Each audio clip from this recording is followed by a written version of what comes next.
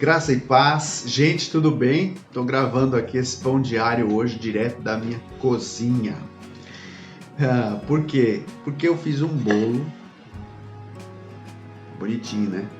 Só que esse bolo aqui aconteceu assim de modo inusitado. Qualquer pessoa que cozinha sabe que se o bolo vaza, geralmente ele não dá certo. E esse bolo, coloquei de uma forma pequena, ele começou a vazar. Ai, meu Deus do céu, eu falei, perdi o bolo, pronto.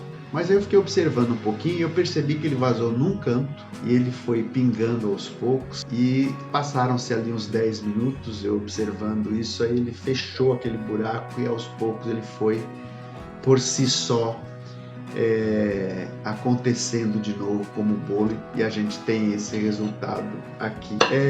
Eu quero tirar uma lição muito simples para a nossa vida. Geralmente os bolos que vazam, eles não tem jeito, a massa estragou, você perdeu o gás, perdeu tudo. Mas a lição que eu tiro daqui é que a gente não pode sentenciar o específico pelo todo. Ou seja, a gente não pode achar que como foi com todos os casos, será também com o nosso caso. Não. E tem dois textos bastante interessantes, e muitos outros, que me fazem recordar dessa realidade. Por exemplo, Davi. Davi era um menino, talvez com 17 anos, quando venceu Golias. E imediatamente foi eleito, ou colocado no cargo de chefe da guarda de Saul. Pouca idade, chefe da guarda de Saul. Enfim, ele estava numa posição bastante confortável, porque ele era um grande estrategista de guerra e grande líder desde muito jovem. Só que o rei começou a ficar com ciúme dele e Davi, de repente, teve de fugir. Perdeu o cargo, perdeu família, perdeu moral, ficou no deserto. Juntou-se a ele um bando de gente que era marginalizada pela sociedade, enfim. E quem sabe Davi não lembrou daquele velho Samuel que tinha ungido como rei de Israel, e agora ele dizia, ai meu Deus do céu, que história é essa? Eu virei um pária, fiquei marginalizado e isso não vai dar certo. Quem tem uma história assim de tragédia pessoal tão séria não pode esperar muita coisa. Não é verdade. Deus, de fato, constituiu Davi como um rei em Israel. Então, o que acontece geralmente com todos não significa que é o que vai acontecer com você, comigo. O mesmo Jeremias, que Deus disse para ele, só eu conheço os planos que tenho para vocês, prosperidade e paz.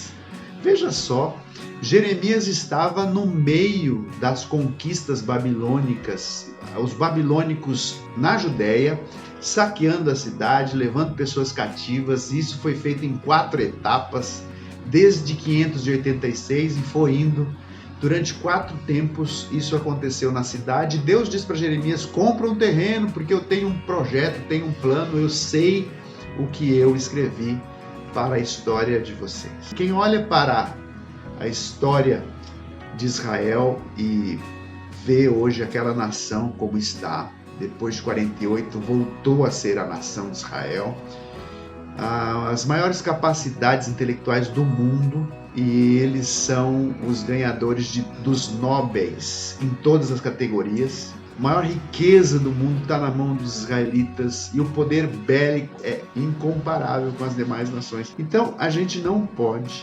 achar que um acidente de percurso pode sentenciar a nossa história.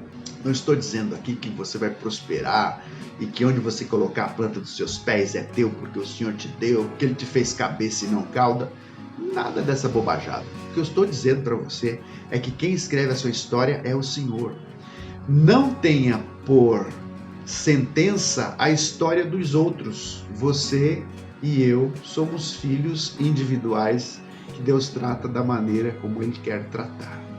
Lembre-se disso. Nossa história não acabou, Ele a está escrevendo. O bolo está bem gostoso, porque eu já provei um pedacinho. Ele não foi sentenciado ao lixo. Ele será bem aproveitado aqui em casa. Lembre-se disso. Deus está escrevendo a sua história. Graça e paz.